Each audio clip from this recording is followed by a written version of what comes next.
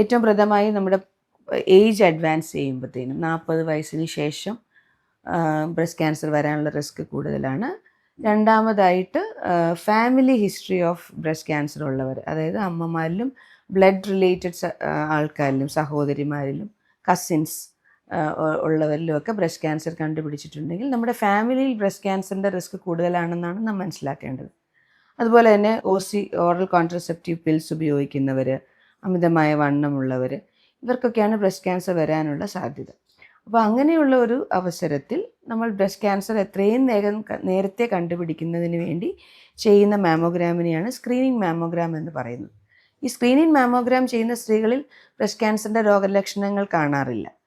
നേരത്തെ കണ്ടുപിടിക്കാൻ വേണ്ടി ഒരു സ്ക്രീനിങ് പ്രൊസീജിയർ എന്ന നിലയിൽ നമ്മൾ ചെയ്യുന്നതാണ്. രണ്ടാമതായി ചെയ്യുന്ന ഒരു മാമോഗ്രാം എന്ന് പറഞ്ഞാൽ നമ്മൾ സെൽഫ് ബ്രസ്റ്റ് എക്സാമിനേഷനിലൂടെയോ നമ്മുടെ ബ്രസ്റ്റിലൊരു മുഴയുണ്ടെന്ന് കണ്ടുപിടിച്ചതിന് ശേഷം നമ്മൾ ചെയ്യുന്ന മാമോഗ്രാമാണ് രണ്ടാമത്തെ തരത്തിലുള്ള മാമോഗ്രാം. അല്ലെങ്കിൽ നമ്മളൊരു മുഴ കണ്ടുപിടിച്ചതിന് ശേഷം ഡോക്ടറിൻ്റെ അടുത്ത് ചെല്ലുമ്പോൾ ഡോക്ടർ പ്രിസ്ക്രൈബ് ചെയ്യുന്നതനുസരിച്ച് ആ മുഴയുണ്ടെന്ന് സ്ഥിരീകരിക്കാൻ വേണ്ടി ചെയ്യുന്ന മാമോഗ്രാമാണ് രണ്ടാമത്തെ ടൈപ്പ് മാമോഗ്രാം.